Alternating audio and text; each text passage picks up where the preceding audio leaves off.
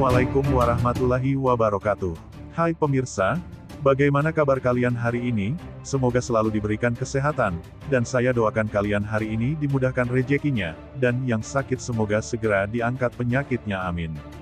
Fakta paling baru kasus Subang, Tuti sempat mendapat teror. Namun sebelum kita bahas mohon dukung channel ini, dengan cara tekan tombol like dan subscribe, biar kami lebih semangat menyajikan berita-berita terupdate. Kalau sudah mari kita lanjut. Satu lagi fakta paling baru dari kasus pembunuh ibu dan anak di Subang terkuak. Pembisik kartu tarot, Madam Suki, mengungkap hal mencengangkan.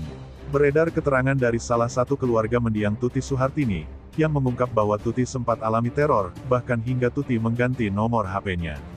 Madam Suki pun mencoba membaca kartu tarot untuk menemukan jawaban, apakah keterangan pihak keluarga korban pembunuh ibu dan anak di Subang tersebut dapat dijadikan petunjuk oleh kepolisian atau tidak.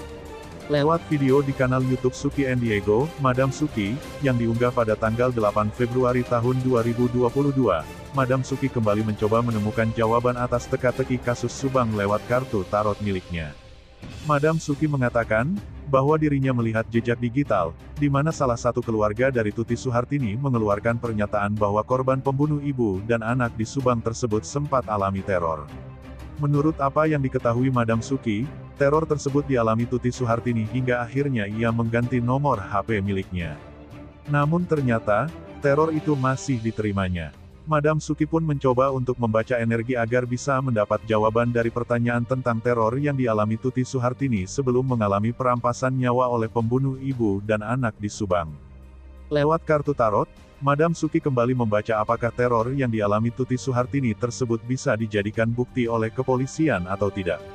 Setelah melakukan shuffle kartu tarot, kemudian Madam Suki pun memaparkan apa yang ia dapatkan soal teror yang ditujukan kepada Tuti Suhartini tersebut. Seperti yang tadi aku bilang, bahwa saat ini kasus ini seperti kemana-mana gitu ya. Sesungguhnya ini adalah sebuah kecohan ya, jadi pikiran kita yang kemana-mana ini gak fokus. Demikian juga dengan kepolisian, ujar Madam Suki. Dua kartu tarot milik Madam Suki keluar dengan posisi terbalik, yang berarti memang dalam kasus pembunuh ibu dan anak di Subang ada banyak kecohan yang menjadikan kasus Subang sulit terungkap. Lalu perihal misteri teror yang dialami almarhumah Tuti Suhartini hingga akhirnya mengganti nomor ponselnya, apakah bisa dijadikan sebuah bukti atau petunjuk? Begini jawaban Madam Suki lewat kartu tarot yang dibacanya. Misteri dari teror yang diterima oleh almarhumah Ibu Tuti Suhartini ini bisa dijadikan petunjuk atau tidak? Jawabannya adalah bisa, kata Madam Suki sambil menunjukkan kartu tarot miliknya.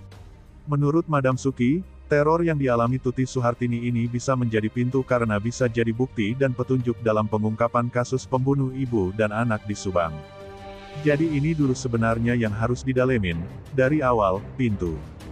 Jadi kalau kita dari awal melihat kasus Subang ini, kita ini punya banyak pintu sebenarnya, jelas Madam Suki. Kasus Subang kini resmi menginjak bulan ke-6 dan masih belum terungkap siapa pelaku pembunuh ibu dan anak di Subang pada tanggal 18 Agustus tahun 2021 lalu itu.